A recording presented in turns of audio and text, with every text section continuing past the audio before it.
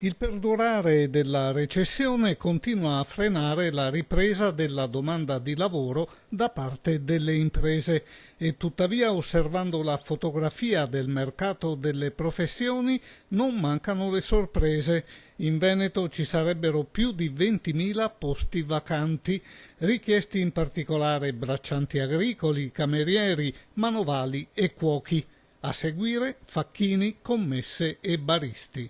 A Padova molto richiesti falegnami e fabbri.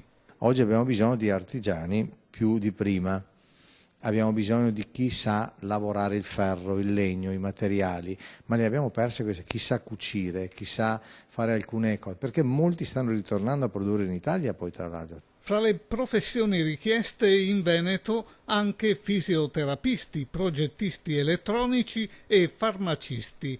Nel particolare, nella Marca trevigiana, si ricercano macellai, sarti e saldatori.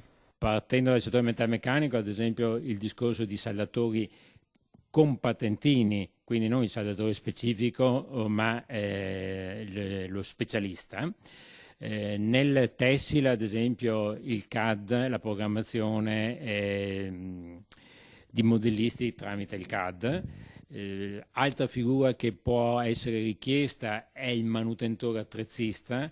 In provincia di Belluno servono camerieri stagionali, ma il clima ha frenato le assunzioni. Tra giugno e luglio, soprattutto nel mese di giugno, abbiamo potuto registrare anche per quelli che sono i nostri servizi una contrazione del circa 15% nelle assunzioni del personale stagionale, soprattutto nel comparto del turismo, dato che è poi parzialmente rientrato nel mese di agosto. Un numero di assunzioni, conclude dal Poz, rapportabile a quello dell'anno scorso, ma differente per periodi e durate.